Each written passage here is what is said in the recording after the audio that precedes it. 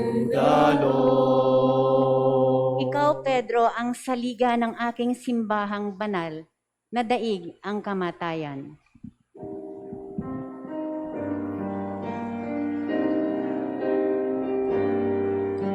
Sing hallelujah to the Lord. Sing hallelujah to the Sing hallelujah to the Lord. Sing hallelujah. Sing hallelujah. Sing hallelujah to the Lord.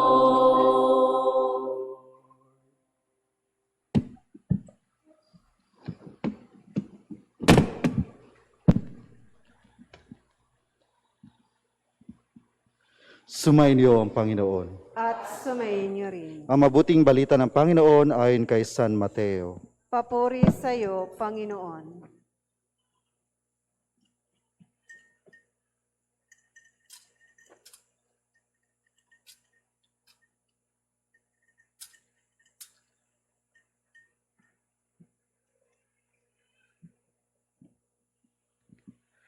Noong panahon iyon, dumating si Jesus sa lupain ng Cesarea ng Filipos.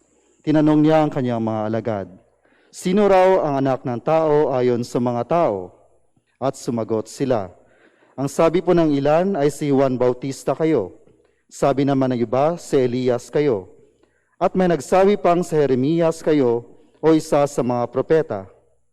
Kayo naman, ano ang sabi ninyo? Sino ako?" Tanong niya sa kanila. Sumagot si Simon Pedro, "Kayo po ang Kristo, ang anak ng Diyos na buhay." Sinabi sa kanya ni Jesus, "Mapalad ka, Simon na anak ni Jonas, sapagkat ang katotohanan ito'y hindi inihayag sa iyo ng sinumang tao, kundi ng aking amang nasa langit. At sinabi ko naman sa iyo, ikaw ay Pedro, at sa ibabaw ng batong ito ay itatayo ko ang aking simbahan, at hindi makapananaig sa kanya kahit ang kapangyarihan ng kamatayan. Ibibigay ko sa iyo ang mga susi ng kaharian ng langit. Ang ipagbawal mo sa lupa ay pagbabawal sa langit, at ang ipaintulot mo sa lupa ay ipaintutulot sa langit." Ang mabuting balita ng Panginoon. Pinupuri ka namin, Panginoong Heso Kristo.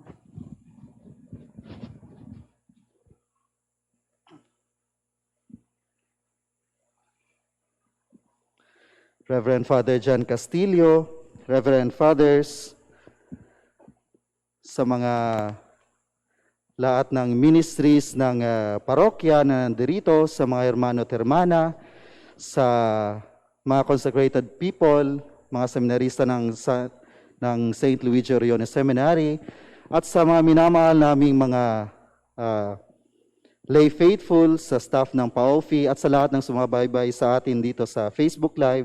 Magandang gabi po sa ating lahat. Ngayon ay ipinagdiriwang natin ang kapistahan ni San Pedro at ni San Pablo. At rightly so ay pwede tayong magsalita, mag-discuss about leadership. Sapagkat ang dalawang taong ito, ang dalawang santong ito ay mga naging leader ng simbahan, mga naging pilar ng simbahan o ng pananampalatayang Kristiyano. Sila, si Simon Pedro, St. Peter at si St. Paul ay ang mga figures na naging very influential sa ating pananampalataya.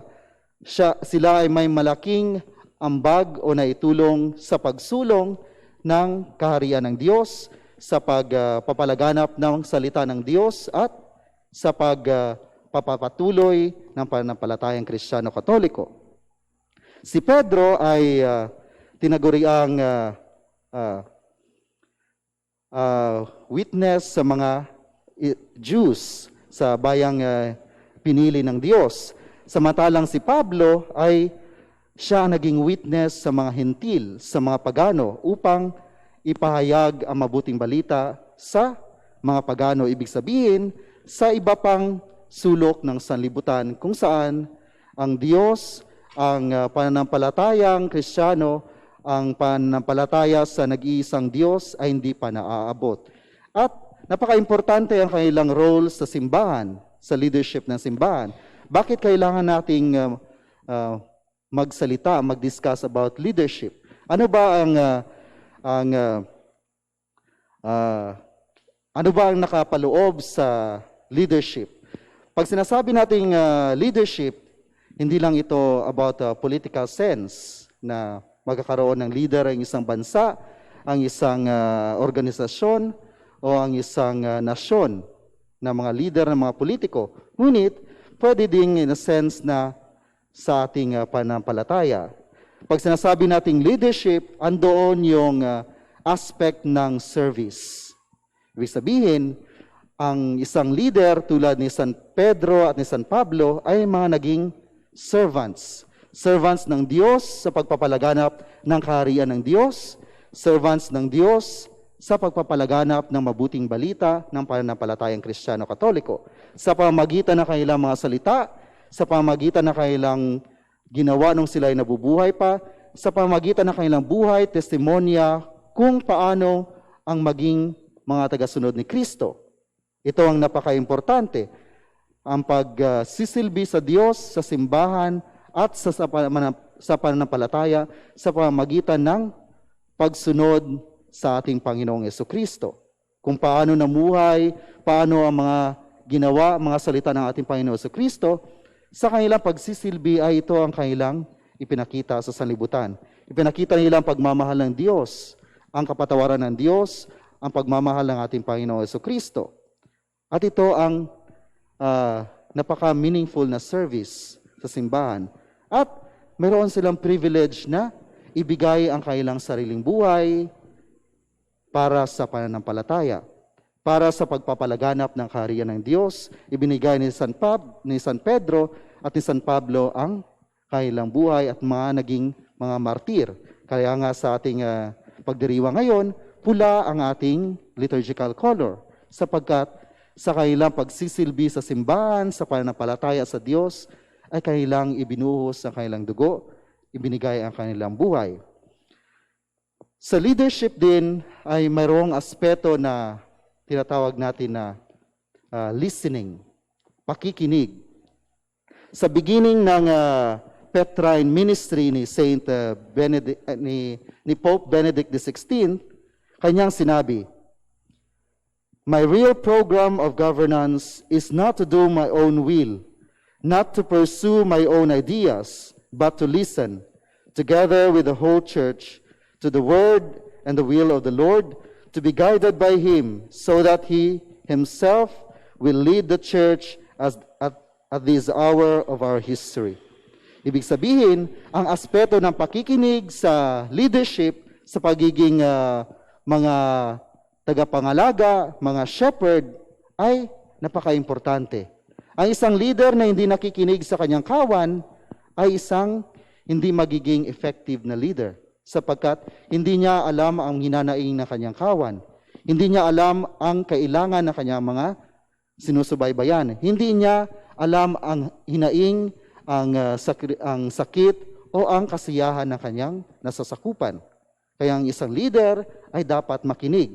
Ito din ang naging tampok ng speech ni Bishop Abilio sa installation ni Cardinal Advincula, na nawa siya ay maging isang shepherd na nakikinig.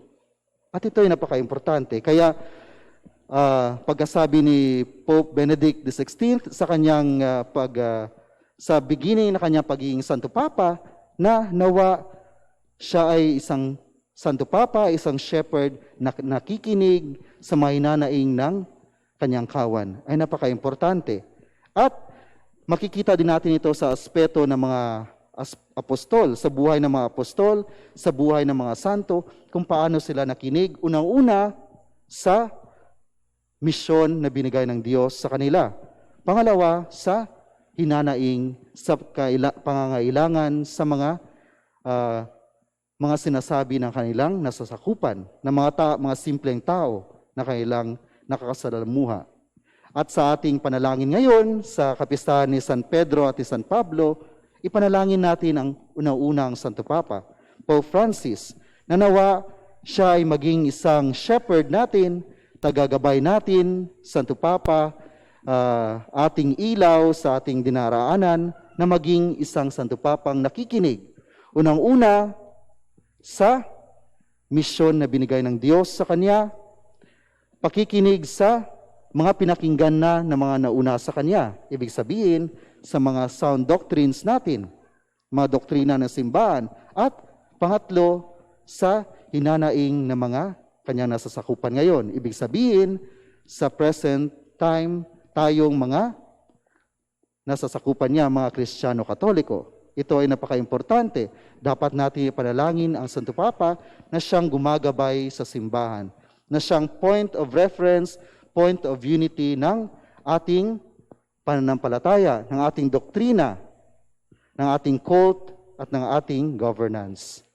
Ito ay napaka-importante. At pangalawa, ipanalangin din natin si Father John.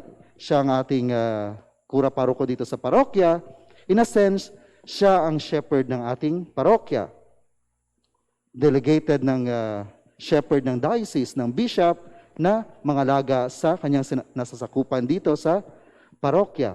Tayo'y mga kawan ng ating parish priest. At sa araw din na ito ay magkakaroon tayo ng installation ni Father John bilang superior ng Sons of Divine Providence dito sa Pilipinas. Ito ay napakalaking responsibilidad. Napaka-importanteng responsibilidad din sa kongregasyon. Nawa ipanalangin natin na siya ay magiging isang superior na makikinig. Isang superior na malalaman, alam ang puso ng kanyang sinasakupan. Nawa i-let go natin ang past ng kung saan mayroong hindi pakikinig. Marami ng history sa ating simbahan, sa ating lipunan, kahit sa kongregasyon, na kung saan minsan walang listening ears, walang gentle heart, walang merciful heart, walang pakikinig sa mga hinanaing na kanya na sinasakupan. Kaya ito ay ating panalangin.